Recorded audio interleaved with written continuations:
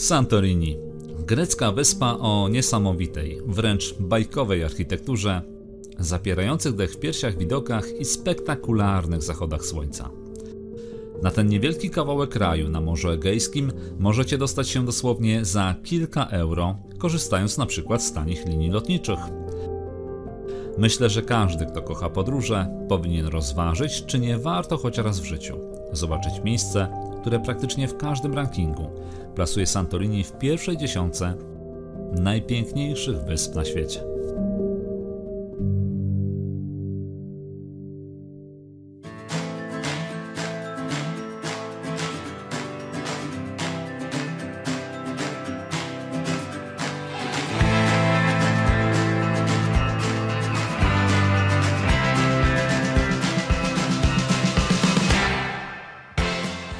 Do niezwykłych miejsc zaprasza Sławomir Kuczyński.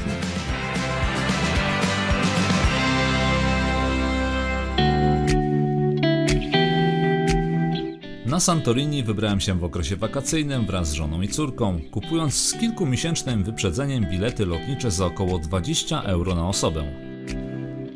Więcej o kosztach całego wyjazdu opowiem pod koniec filmu.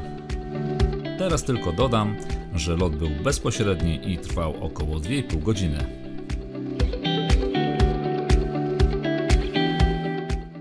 Mimo że sama wyspa jest niewielka, ma zaledwie 73 km² i posiada dość dobrą komunikację, to do jej zwiedzania będziecie potrzebowali wygodnego obuwia. Bo gdybym miał określić jednym słowem, to z czym się stykaliśmy praktycznie na każdym kroku, to były schody, schody, schody, schody, jak Casino de Paris. Schody wyjść nie mogą z mody, widz o schodach zreli śni.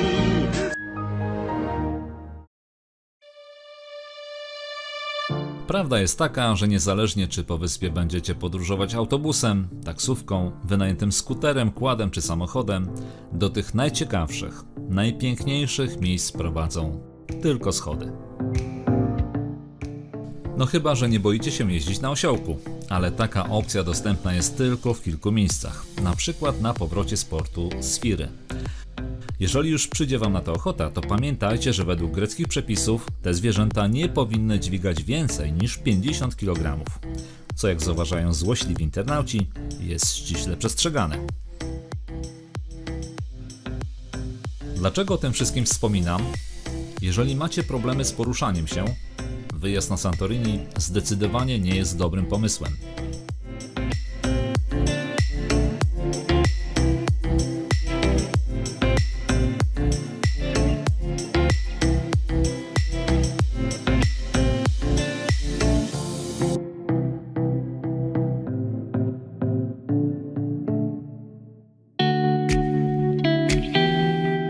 Stolicą wyspy jest wspomniana już Fira. Miasto pełne butików, restauracji, tych wąskich uliczek znanych z folderów reklamowych. I tu słowo przestrogi. Pamiętajcie, aby przed zamówieniem czegokolwiek w restauracji, jeżeli nie ma cen na karcie dań, zapytać o nie przed złożeniem zamówienia. W wielu miejscach widok rachunku może zaboleć. Dosłownie.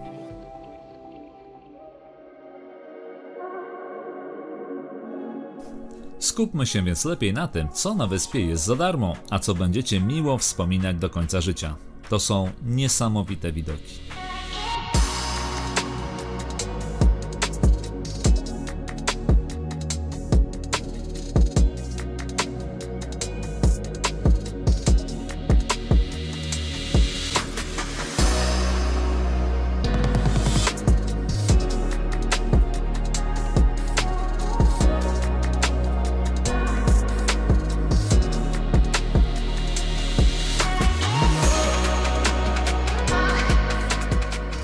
Polecam szczególnie spacer po zachodzie słońca wzdłuż klifów.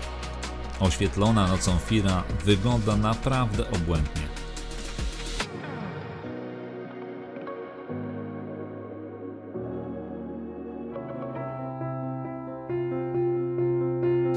I to właśnie w tym mieście znajduje się mały dworzec autobusowy, z którego za niewielkie pieniądze dostaniecie się w pozostałe turystyczne zakątki wyspy.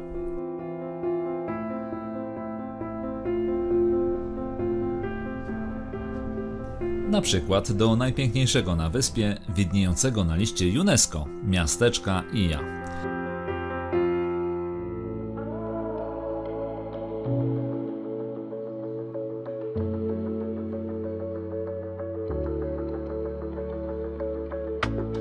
Turyści przyjeżdżają tu nie tylko dla tych białych domków pietrzących się na wzgórzu, ale praktycznie każdy, będąc na Santorini, powinien z tego miejsca pożegnać dzień, podziwiając, według miejscowych, najpiękniejszy zachód słońca. I nie zapomnijcie o oklaskach.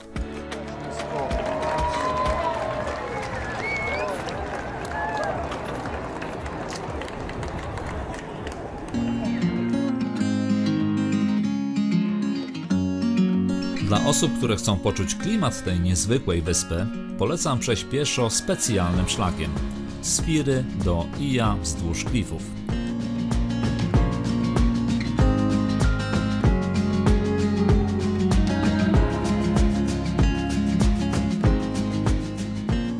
Trasa wynosi około 10 km w jedną stronę i zaznaczam, że nie należy do łatwych. Co chwilę albo wspinacie się do góry, albo schodzicie w dół po nierównym, wulkanicznym podłożu. Dlatego proponuję ją skrócić. Ja, ze względu na moją 12-letnią córkę, zabrałem się autobusem, który jechał z Firy do Ija i wysiadłem mniej więcej w połowie drogi, a dokładnie na przystanku San Antonio. I stąd macie już do celu tylko 5 km. To moim zdaniem najciekawsza część szlaku. A gdybyście chcieli przejść całość, możecie po prostu innego dnia ponownie przyjechać do San Antonio i tym razem wrócić szlakiem do Firy. Cała trasa nie tylko oddaje klimat wyspy, ale pozwala poczuć ją całym sobą, gwarantując przy tym niesamowite widoki. Sam chętnie przylecę na Santorini tylko po to, żeby jeszcze raz ją przejść. Pamiętajcie o zapasie wody, zwłaszcza latem, i o wygodnym, najlepiej sportowym obuwiu. Mijając turystów w klapkach, naprawdę szczerze im współczułem. To, o czym warto jeszcze wspomnieć, to tragiczna historia wyspy. Leży ona na olbrzymim wulkanie, który około 3,5 tysiąca lat temu pogrzebał pod grubą warstwą popiołu własnych mieszkańców. W sumie do niedawna niewiele wiedzieliśmy o tym wydarzeniu. Jednym z pierwszych prekursorów, badaczy, którzy zainteresowali się wydarzeniami sprzed 3,5 tysiąca lat, był znany pisarz, podróżnik, a przede wszystkim niesamowity reżyser. Byłem jego fanem w młodości, Francuz Jacques Cousteau. To właśnie dzięki jego badaniom dna morskiego odkryto, że fale lawy, które wypłynęły z wulkanu, dotarły ponad 30 km od obecnego wybrzeża Santorini. Ilość skał i magmy, którą wyrzucił wulkan, ocenia się na 58 km3. Fala tsunami, która dotarła do okolicznych wysp oraz wybrzeża Grecji, mogła sięgać nawet 20-piętrowych budynków. To klasyfikuje całe to wydarzenie jako jedna z większych katastrof, która dosięgła naszej planety. Wyobraźcie sobie, co by było, gdyby tego typu wulkan wybuchł na przykład za naszego życia.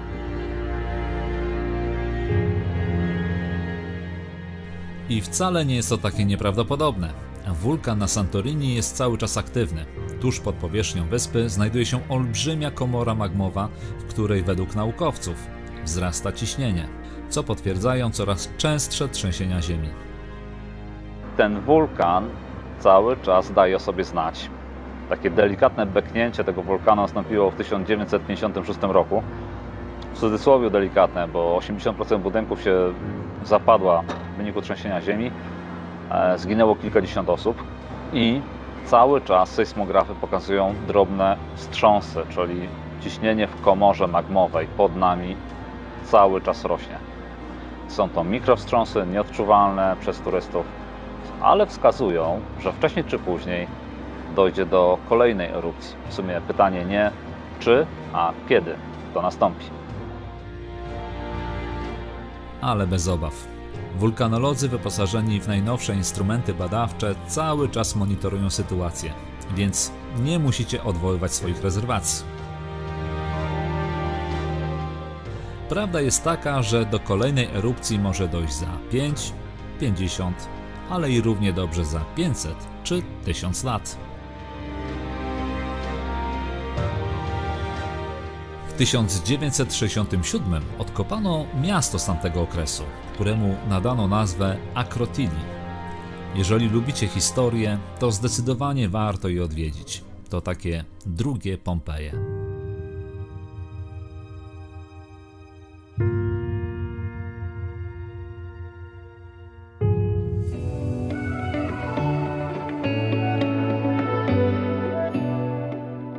To jeszcze kilka słów o plażach. Razem z żoną najwięcej czasu spędziliśmy na plaży w miasteczku Kamari. Ta południowo-wschodnia część wyspy wyróżnia się nie tylko piękną, szeroką plażą, ale znajdziecie tu całkiem klimatyczne, na przykład z grecką muzyką na żywo, restauracje w naprawdę przystępnych cenach. Są leżaki, parasole, a łagodnie padające dno sprawia, że jest to idealne miejsce dla rodzin z dziećmi. Warto też odwiedzić Red Beach. Plaża jest niewielka, więc w sezonie wakacyjnym nie nastawiałbym się specjalnie na plażowanie. Jednak jest to jeden z cudów przyrody, który przyciąga turystów z całego świata. Warto więc go zobaczyć. Nazwa plaży pochodzi od czerwonych skał, które ją otaczają i tworzą niezwykłe tło dla błękitnego morza.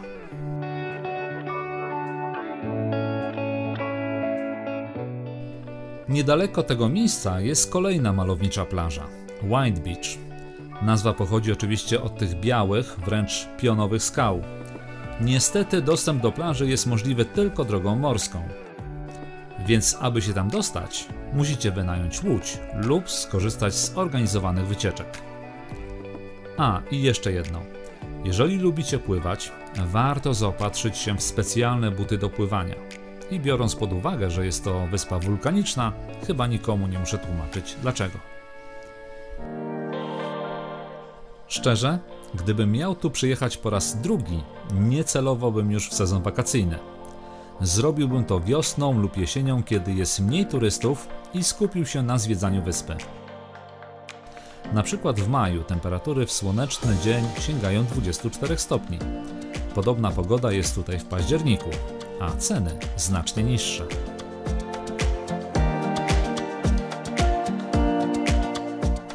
Na Santorini, podobnie jak w każdym innym zakątku świata, możemy spotkać naszych rodaków, którzy mieszkają tu na stałe.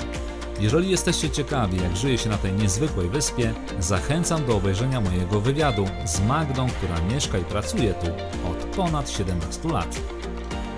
Link jak zawsze znajdziecie w opisie. To wszystko jeżeli chodzi o Santorini, czas na krótkie podsumowanie i uwaga, konkurs. Może na koniec kwestia kosztów. My wynajęliśmy apartament w Kamari, bo to jest chyba najtańsza miejscowość, jeżeli chodzi o dostęp do tego typu miejsc. Apartament za 1000 euro dla 4 osób. Apartament z aneksem kuchennym, dość sporym tarasem i wspólnym basenem na dachu. Gdyby wziąć pod uwagę fakt, że jeszcze kupiliśmy bilety lotnicze za 20 euro pół roku temu, czyli przed tymi podwyżkami cen paliw, nie wiem czy teraz będzie to możliwe, to wychodzi, gdyby było nas 4 osoby, bo ja byłem tylko z żoną i z córką, ale gdyby dobrać się w 4 osoby, to taki apartament, taki pobyt na Santorini kosztowałby Was jakieś 1200 zł za tydzień. Nie liczę oczywiście jedzenia, ale pamiętajcie, że jemy najwięcej w domu, jak spędzamy urlop, bo często chodzimy do lodówki, tak naprawdę. Ja znalazłem jeszcze tańszą opcję. Jeżeli poszukacie w internecie, to słuchajcie, jest, ja Wam to pokażę, możliwość wynajęcia na polu kempingowym namiotu dla 2 osób i koszt takiego namiotu na tydzień to jest 250 euro dla 2 osób. I gdyby teraz udało Wam się kupić tanie bilety lotnicze, wynająć taki namiot, to macie bardzo tanie wakacje na najpiękniejszej wyspie na świecie. polecam. Konkurs jest bardzo prosty, słuchajcie, wystarczy być subskrybentem mojego kanału i napisać w komentarzu słowo konkurs. A co jest do wygrania? Do wygrania jest moje zdjęcie na płótnie, znaczy nie mojej osoby, tylko przeze mnie zrobione zdjęcie w Dubaju, a przedstawiające z Zatoki Perskiej widok na hotel Burj Al Arab. To jest największy hotel na świecie, wielkości mniej więcej wieży Eiffla. Dlaczego jest to wyjątkowy prezent? Ponieważ takie zdjęcie drukuję tylko raz, tylko dla tej jednej osoby. Ogólnie pasjonuję się fotografią i zawsze, chociaż jestem amatorem, robiłem zdjęcia na profesjonalnym sprzęcie, także jakość tego wydruku jest wysoka. I możecie takie zdjęcie sobie powiesić, czy w sypialni, czy w salonie, czy w garażu, czy w stodole. Nie ma to największego znaczenia, także zapraszam do wzięcia udziału w konkursie. Rozstrzygnięcie, umówmy się, że konkurs trwa do końca roku, a więc losowanie i osobę, która zwyciężyła, opiszę w komentarzu 1 stycznia oraz bezpośrednio się do niej odezwę. Do zobaczenia, dziękuję Wam za to, że jesteście i że oglądacie moje wypociny, moje filmy. Pozdrawiam.